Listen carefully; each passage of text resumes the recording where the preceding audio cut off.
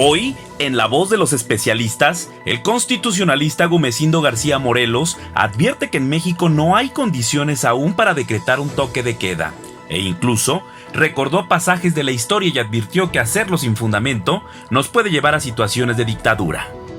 Hola, soy el doctor Gumecindo García Morelos, un profesor e investigador de la Universidad Michoacana San Nicolás de Hidalgo y especialista en derechos humanos. En este tiempo de crisis, el COVID-19 no solamente nos preocupa en un ámbito de salud, sino también en el ámbito de la Constitución, del Estado de Derecho. Y nuestro miedo está amenazando la democracia. Se han suscitado distintas medidas para hacer frente a esta situación con fundamento en la Constitución.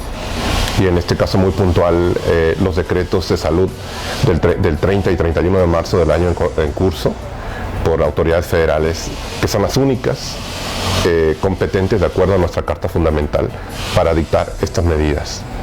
El problema se ha suscitado en este entorno una generación de miedo y la incertidumbre de la sociedad en general.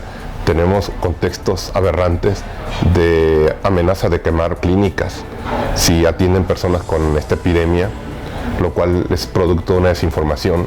Ayuntamientos que están tomando medidas violatorias de la Constitución.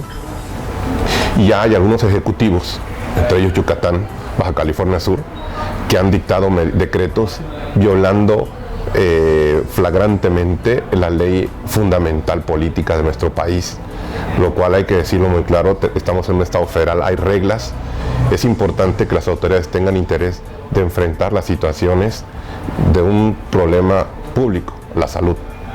Pero no pueden tomar cualquier medida para alcanzar los fines legítimos que la Constitución establece. De hecho, la Constitución prevé medidas extraordinarias para alcanzar la protección de la salud. Es decir, aún en los casos más extremos en que que pueda enfrentar una sociedad, el gobierno no puede establecer una política de anarquía, de discrecionalidad o de arbitrariedad. La Constitución marca pautas. Y en esto no solamente es un asunto nacional, sino que México tiene compromisos internacionales, como la Convención Americana sobre Derechos Humanos, el Pacto Internacional de Derechos Civiles y Políticos, que complementan el actuar del gobierno y la protección de las libertades. Y dentro de esta protección está la salud y los bienes que implica la salud, la vida, la integridad física. Ahora, no puede tampoco los gobiernos tomar de inmediato sacrificios de un sistema de derechos. Se entiende que los distintos niveles de gobierno deben articularse, que es lo que necesitamos, más que que continúen con la confrontación política. Los que perdemos somos los dueños de la democracia, la sociedad, el pueblo. La democracia se mantiene y yo creo que el hecho de disentir y poder hablar de espacios, las medidas deben atender un problema como el que estamos viviendo, un problema científico por una parte que le corresponde a los órganos de salud federal y la otra este debate que se está generando respecto a las medidas políticas que están presentando ciertas autoridades estatales. Es decir, tenemos un contexto, una base para evitar la anarquía. Hay que recordar que a través de los poderes discrecionales de emergencia se han experimentado las peores situaciones de dictaduras en la historia de nuestra humanidad. Yo creo que es muy difícil encontrar una solución justa y única.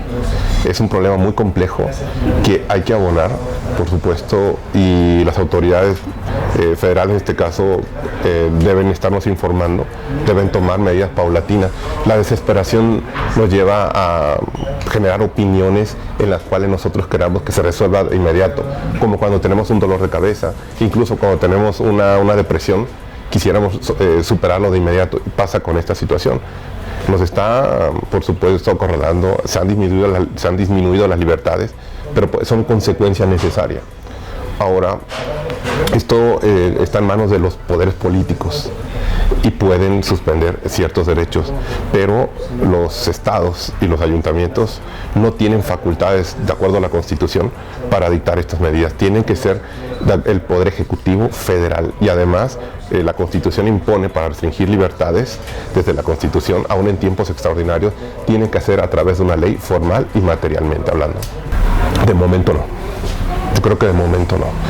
Hay buenos lineamientos jurídicos dentro del decreto del 31 de diciembre. Yo creo que aquí todas las autoridades del país tienen que articularse, porque si empiezan a continuar con los diferentes políticos, el que pierde es el dueño de la soberanía, la sociedad.